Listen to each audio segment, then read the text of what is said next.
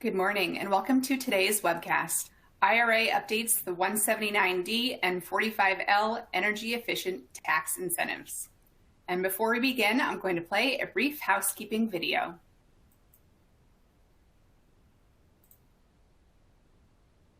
Welcome, and thank you for viewing our webcast series.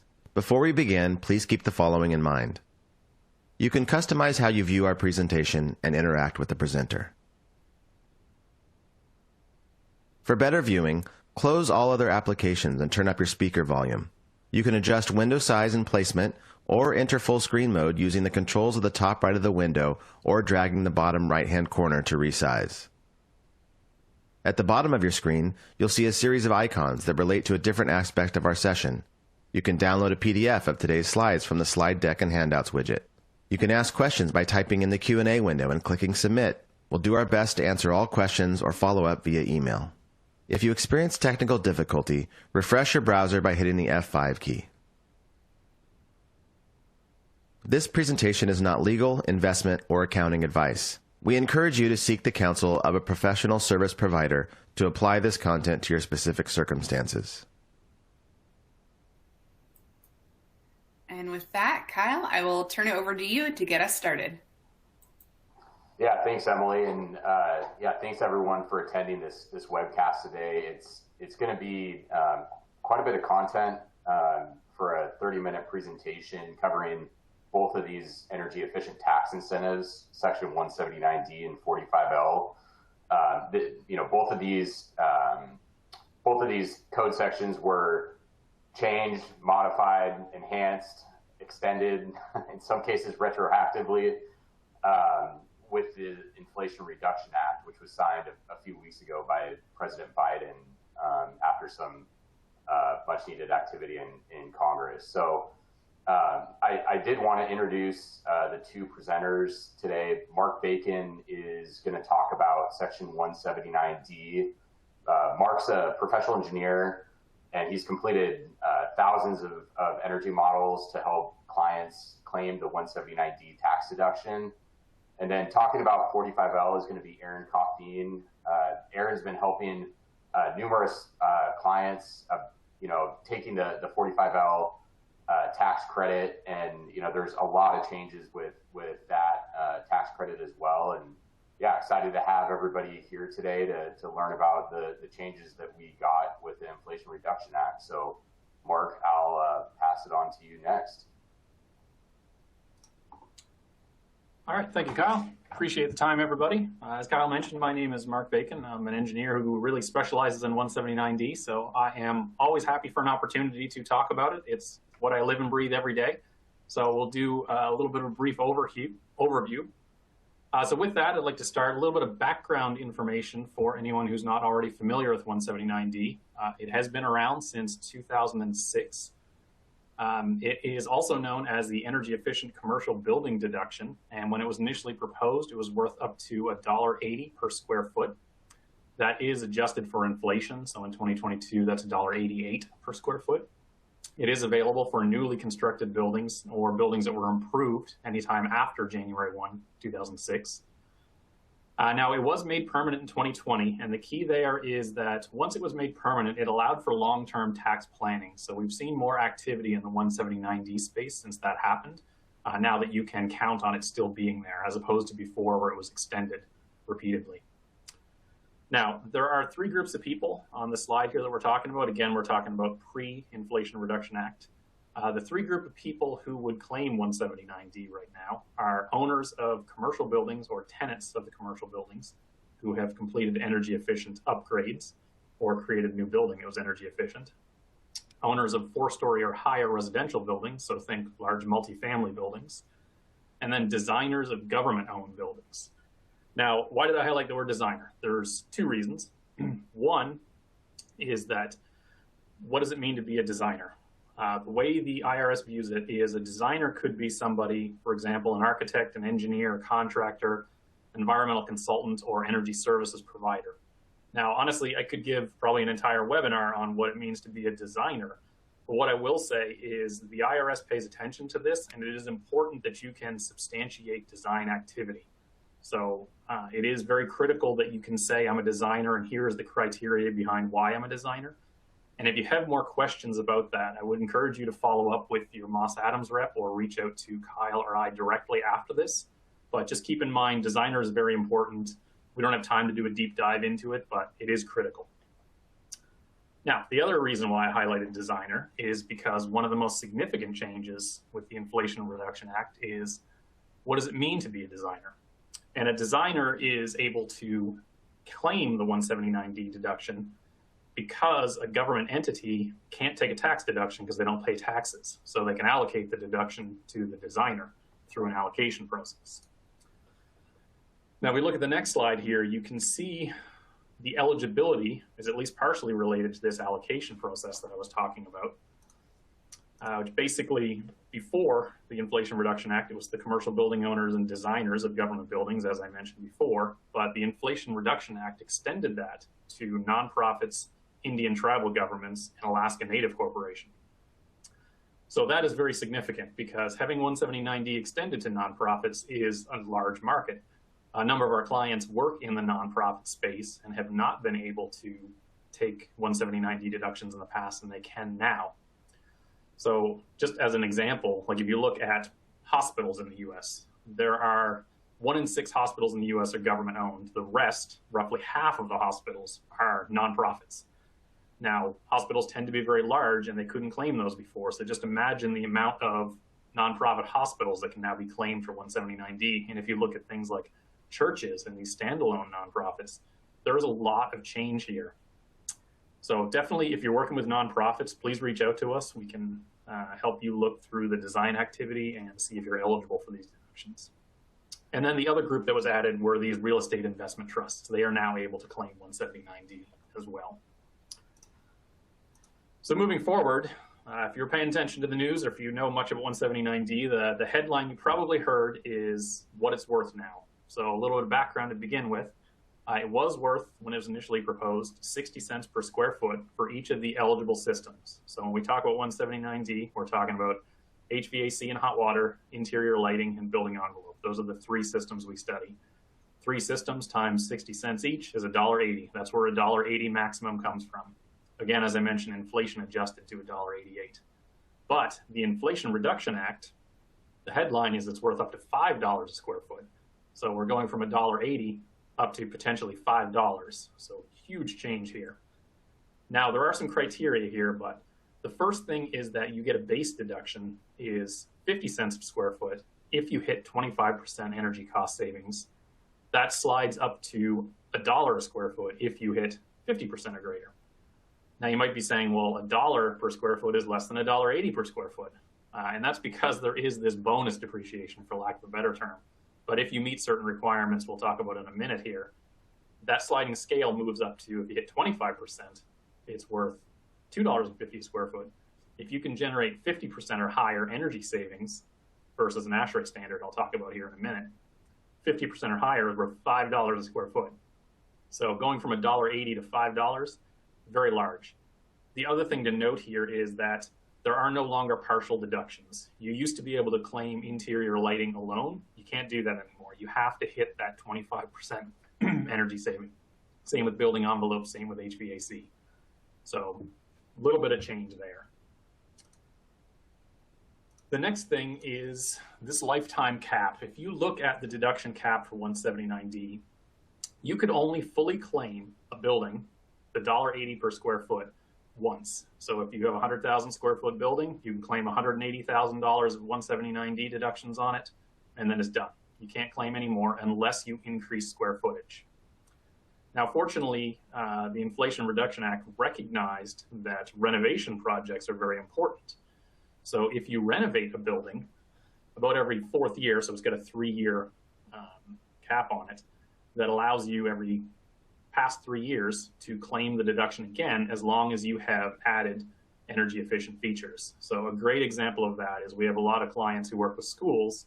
Schools go through renovations frequently. You can now go back and claim those schools again, as long as it's more than 3 years later. So a great incentive to continue to drive energy efficiency. So big change there as well. The next thing is, as I mentioned, the technical requirements. So to do 179D, we compare to an ASHRAE standard, the American Society of Heating, Refrigeration, and Air Conditioning Engineers. Previously, or up until the end of this year, we compared to the ASHRAE standard that was in effect from 2 years prior to the start of construction. Starting on January 1, we will compare to the ASHRAE standard in effect from 4 years prior to the completion of construction. And depending on how you want to look at it, it may be easier to define completion of construction versus start of construction. So that's potentially beneficial. We'll have to see how that pans out. Now, the one you're kind of here for to figure out if this is worth $5 a square foot for you is this bonus deduction here, for lack of a better term. So in order to hit that $2.50 to $5 a square foot range, you have to do two things. You have to meet local prevailing wage, and you have to meet an apprenticeship percentage of labor hours.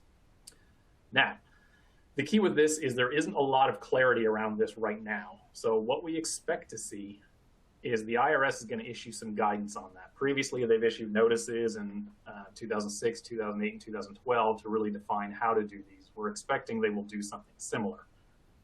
Also important to consider that 179D is not the only part of the Inflation Reduction Act that requires this local prevailing wage and apprenticeship hours.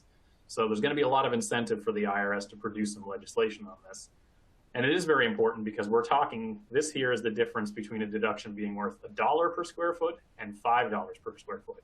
So very, very critical.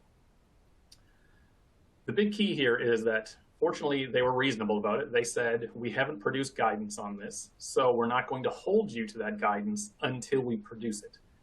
And you have from 60 days after that guidance is produced to be able to automatically claim that range of $2.50 per square foot to $5 per square foot. Of course, you still have to meet the 25% or higher energy savings, but you don't have to worry necessarily about meeting the local prevailing wage and apprenticeship hours. So what that really means for any of you who are listening to this and thinking, I want that $5 a square foot, you want to get those allocation letters in early because for a lot of 2023, at least until the IRS issues that guidance, you're going to be eligible for potentially $5 a square foot. So very important that if you're looking at this, you want to reach out to your Moss Adams rep pretty quickly or reach out to me or Kyle directly and we can help you work on that. So please keep it in mind. This is on a clock, so get on it as fast as you can. So just to give you an idea of how large these changes actually are, here's a couple typical buildings, and because 179D is a per square footage deduction, we wanted to give you this info. If you look at a typical 50,000 square foot elementary school, up until the end of this year, it'd be worth $90,000. Starting next year, it's $250,000. Typical high school or multi-story residential, you would get a tax deduction of $180,000 up until the end of this year. Starting next year, potentially $500,000. And then one of the big ones, you look at these nonprofit hospitals and these large warehouses that could be 500,000 square feet. Those would have been worth $900,000 deduction last year, which is nice, or this year rather. After starting January 1 next year, they could be worth $2.5 million. And of course, that is dependent on those apprenticeship and prevailing wage. But the other keynote here is that you can't deduct more than the capitalized cost of the energy efficient property. So you can't put in $200,000 of rooftop units and claim a $500,000 deduction. So given the $5 a square foot, we expect that property cap value to come into play a little more. The other really thing that I wanted to point out here is you can see the values are a lot larger. So we're talking about much higher values for what 179D will be worth. And the IRS actually has a practice guide already. So they are looking at 179D, but obviously increased value means they're going to look at it more deeply. Additionally, you probably heard in the news that the IRS is getting an extra $80 billion of funding. Now, some of that is going to go to enforcement, which means we expect audit to go up. There will be more of them. Just to give you some numbers here, frame of reference. So if you have more than $5 million in revenue in 2019 on your tax return, you would have had about a 2.35% chance of being audited. Going back to 2010, you actually had a 16% chance of being increased. So if the IRS increases enforcement, and they've said they've done it on, or they will do it on some of these higher earners, your chance of auditing potentially goes up quite a bit. And what that really means for you is 179D is worth more. It's potentially going to get audited. So you want to make sure you're working with a firm that understands both the engineering side, so they can make sure it's technically accurate, but then understanding the tax side and how the IRS pursues these audits and these actions. So I really would encourage you to take this pretty seriously. And if you want to know more, please reach out to your Moss Adams rep or Kyle or I directly, and we can walk you through this. But we're expecting overall a little more scrutiny go hand in hand with the more value. So overall, great news there.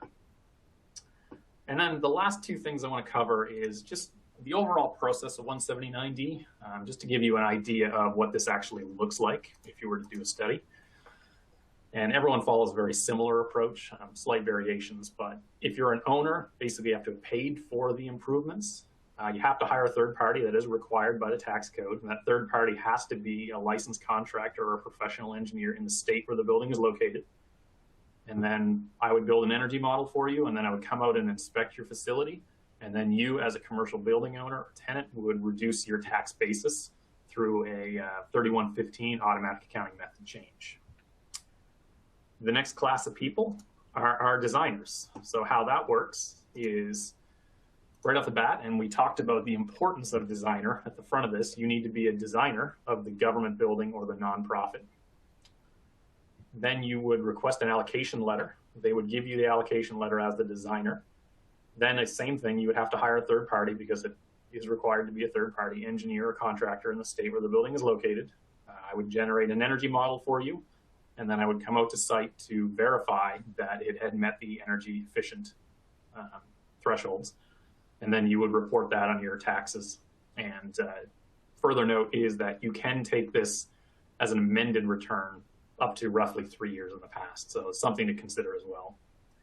So honestly, that's a very high level view of 179D. And like Kyle alluded to, we're covering a lot of content here, but I really wanted to make sure that everyone got a base understanding of how much more important this Inflation Reduction Act makes everything and how important it is to work with people who truly understand this. So with that, yeah, and Mark, there just one question because it kind of translates well to this slide. But can you just touch on how those energy savings are measured and maybe dive into that for a minute or two?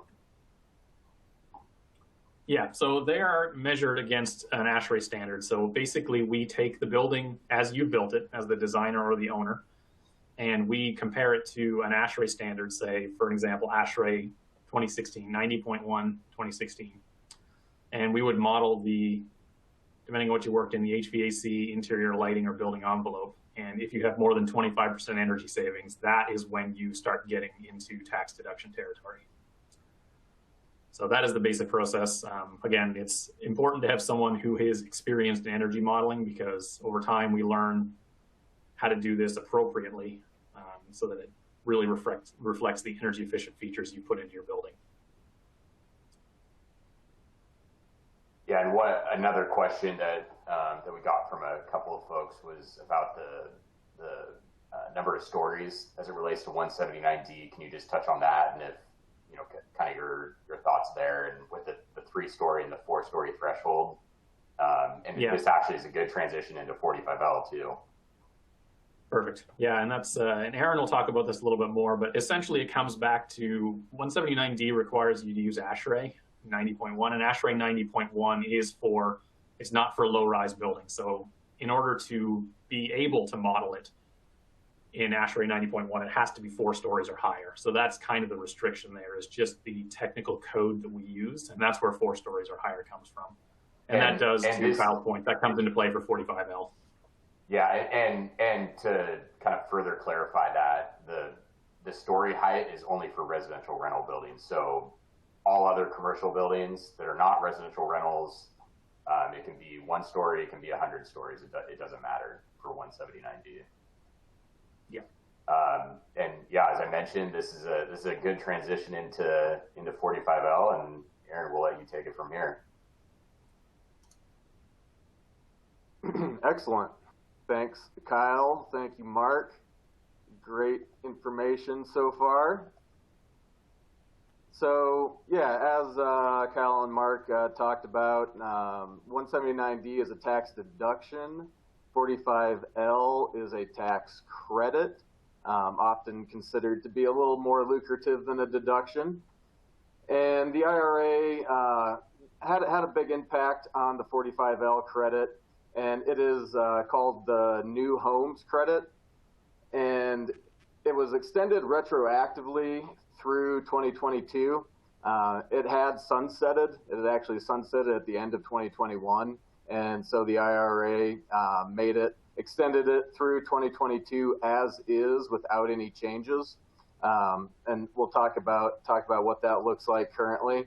And then starting in 2023, the big changes kick into the credit, and they also extended it through 2032. So we now have 10 years to work this into our tax planning strategies and take advantage of this credit going forward. It's the longest extension that they've had. It's always been one of those credits that's been extended kind of on an annual basis. And so this is a big extension, really shows the administration's commitment to energy efficient buildings. And so this is an overview of some of those changes starting in 2023. And we'll get into those in more detail. Let's look at the credit as it currently stands. So,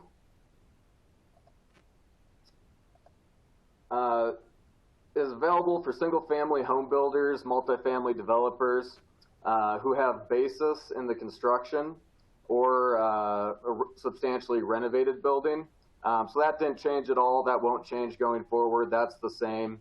So if you paid for construction and had basis in the construction of a new residential property, and also at the time that unit was transferred, so either sold or leased or rented for the first time. And currently it's a $2,000 per unit tax credit. That's the same for single family. It's the same for multifamily and manufactured homes as well. There's a tiered level for manufactured homes based on the energy reduction percentage you can get. But to reach the $2,000 per unit threshold, it's based on a 50% energy reduction from a 2006 IECC standard. And so, you know, it's a great opportunity. We found that most new homes, new multifamily units, 3 stories or less, will qualify meet the energy reduction just based on current building codes, current building standards. And so it's definitely worth looking at. So you can actually go back and amend open year returns. Depending on your filing date of your tax return, that's typically around 3 years. And so if you haven't taken advantage of it in the past, you can go back and catch up on it up and through 2022 tax year at this $2,000 per unit tax credit. So that's something to take advantage of maybe before it changes. So here's the changes, the big changes that we're talking about to the credit values, and maybe why definitely want to look at current year and the past couple years to see if you qualify. Because starting in 2023, the credit actually goes up for single family and manufactured home developers, but it goes down for the multifamily developers. And the energy testing requirements or the energy certification requirements are changing from that 2006 IECC baseline model to Department of Energy Energy Star certification program. And so that Energy Star certification program, everyone's probably heard of it as it relates to appliances and whatnot. In 2019, they developed some programs for new construction of buildings. They have Energy Star for commercial buildings and residential buildings.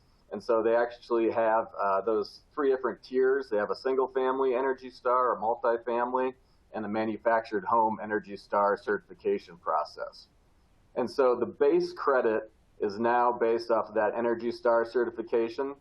And so it went up by $500 for single family and manufactured homes. It dropped down to $500 for multifamily, but then it starts to tier up.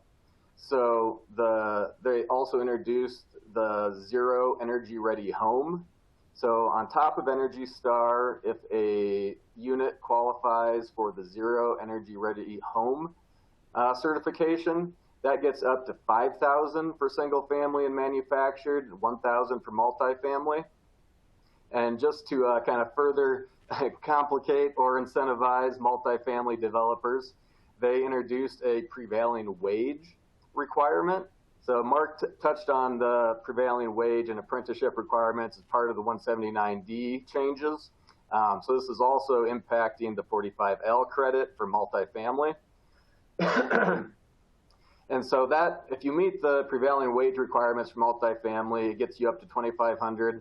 If you meet the Zero Energy Ready Homes and prevailing wage requirements for multifamily, it gets you up to $5,000 per unit. And so that can really add up. And certain projects like HUD projects or the low-income housing tax credit projects may already be requiring prevailing wage.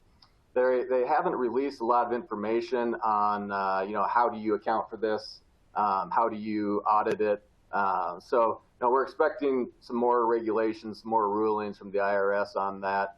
But potentially $5,000 per unit for a multifamily development could add up and get really big. So we talked about what those different tiers are. There's a lot of information out there on the Department of Energy, Energy Star website. If single family versus multifamily, buildings and plants, manufactured homes, what category does it fall into, and what do those regulations look like? And so the certification process, we're still working through all the details. This just got rolled out a few weeks ago. And it's new for everyone. It's a new program that was just introduced in 2019, and so it's a big change from the way we currently do it. So the current testing model is you can basically complete a project, you can build new units, build new houses, and you can kind of go back and look at those completed units and do the energy modeling. And so what we're seeing with the new Energy Star certification process is it's going to be a more construction life cycle type of process. For those that are familiar with the LEED process, it starts at the pre-development and goes all the way through to the final checklist.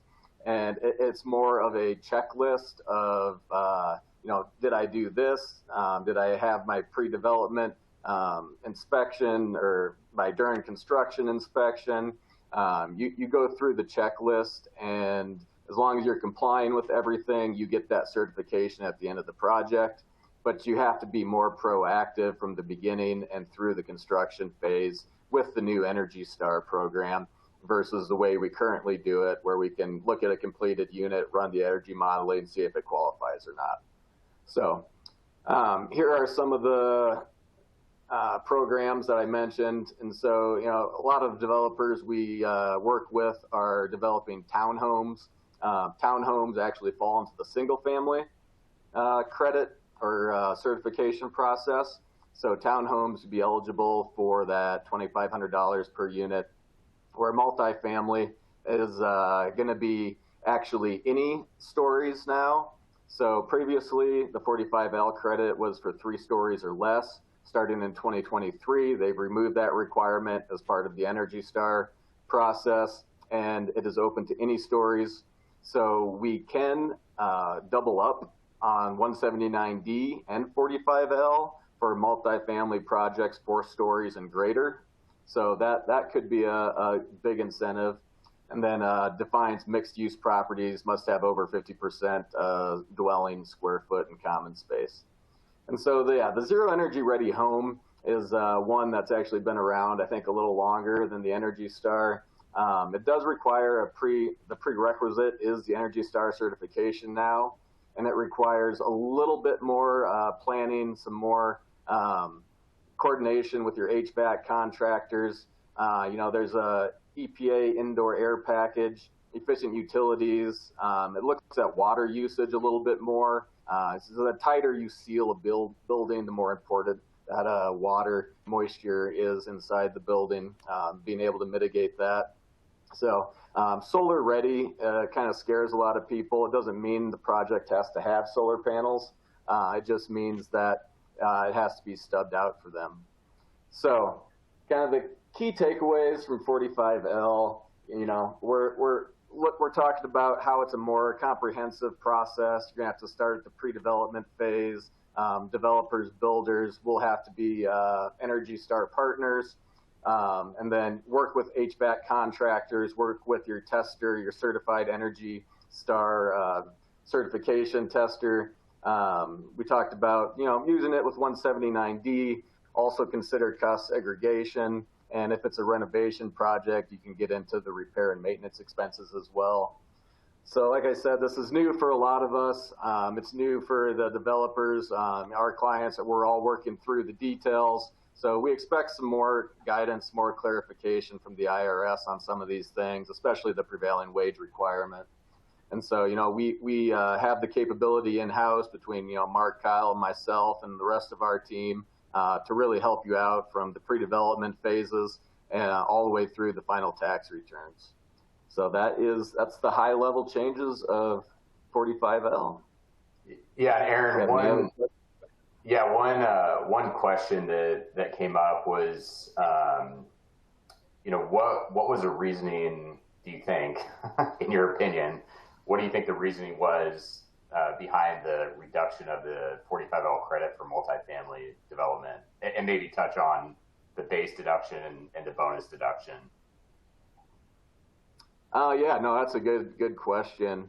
So, your crystal ball is as good as my crystal ball. And, I can't say why they reduced that, quite a bit. They removed the story height limit at the same time. So they opened it up to bigger multifamily properties. So that could be part of the reason. Before it was only limited to 3 stories or less. Now you can open it up to other larger buildings and tap on the 179D portion. The 2,000 per unit, we were doing multifamily, pretty big multifamily properties where, you get 100 plus units pretty easily, and that $2,000 per unit gets a pretty big credit. Maybe they didn't like giving out those big of credits. I don't know exactly. That's just some possible reasons. Sounds good. Emily, I think you're going to close us out here.